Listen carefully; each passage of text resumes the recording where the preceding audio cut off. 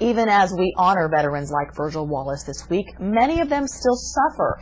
Thousands of military members who go overseas to fight in war come back home with post-traumatic stress disorder, or PTSD, and the consequences can be tragic.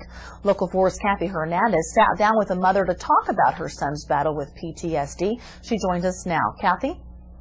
Nicole, Airman Tony Mena died 3 years ago. His mother, Pat Mena, tells me that in some ways she wishes Tony had died in war so he didn't have to suffer so severely when he came home.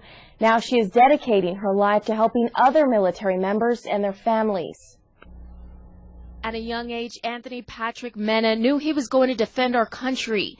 He graduated from Eastwood High School in 2004 and joined the Air Force, based at Kirkland Air Force Base in Albuquerque. He loved his job. He was very young. He was only 18, right? It was a month after he had graduated from high school when he took off to basic training. And not long after, he was ready to deploy to Iraq. But he was just really anxious to deploy. That was his big dream, to serve his country, to go abroad, and I begged him, please hold off. Our country's at war right now. And I remember him telling me, we were sitting right here, and he said, Mama, he says, someone has to defend our country. He returned home 6 months later, but Pat Mena says her son was eager to go back. Just a year later, he deployed for a second time on a special mission to train Iraqi police officers. When he came home, his mother says it was just like old times. He looked very happy. He looked fine, and I thought, oh, thank God, he adjusted well. But a few months later, Tony told his family some devastating news. He had been diagnosed with PTSD. He said it was very difficult to deal with the dead bodies because a lot of times the bodies were cut in half, or they were headless, body parts were missing. After fighting in war, Tony was fighting an emotional battle within himself. Doctors prescribed Tony various medications. They put him on antidepressants, they put him on tranquilizers, and he started complaining about a pain in his back. So they put him on painkillers. So he had very strong painkillers that he was taking. And of course, he was suffering from insomnia.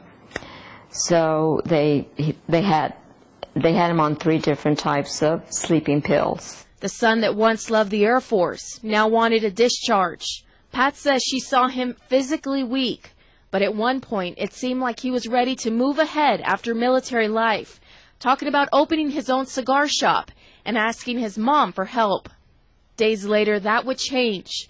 Pat and her husband called Tony like they did every night. And they had this, my husband would always ask him, he'd say, why do I love you so much? And Tony would always say, because I'm your son. He goes, you've got that right, boy. He goes, I love you, I'll see you tomorrow. But the 23-year-old would not see tomorrow.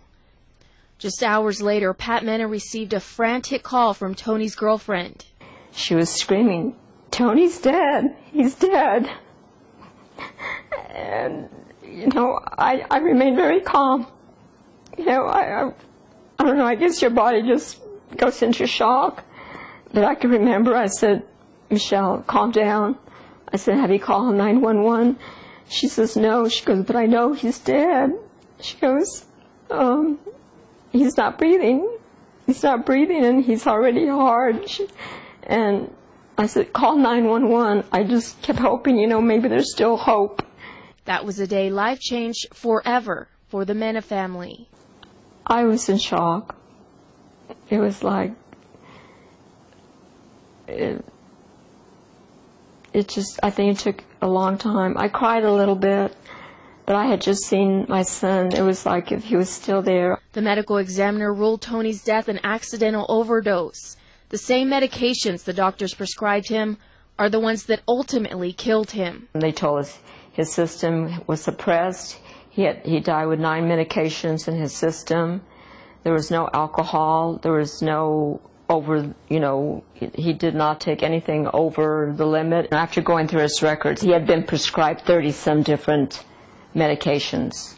Today, the Mena family turns their heartache into helping others.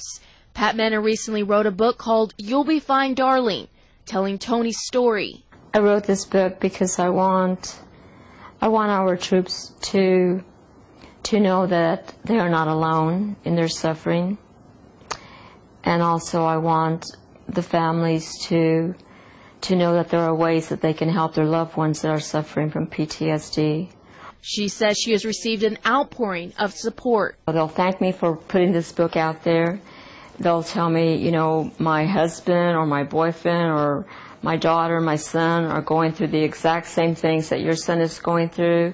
Her family has also partnered with the Citizens Commission for Human Rights to put on the Tony Mena Memorial Race for PTSD awareness. The race has become a big success over the past 3 years, and Pat Mena hopes it will continue to grow. She says she hopes her efforts can make a difference in the treatment of our suffering troops and their families. Like with our other troops, they do not need to be medicated. What they need is they need someone to listen to them. The Mena family has created a website where you can learn more about Anthony Mena and the book, You'll Be Fine, Darling. I've posted that link on our website, kdbc.com. I also want to thank the Mena family for sharing their emotional story with me. Nicole? Wow, thank you so much, Kathy, and we'll be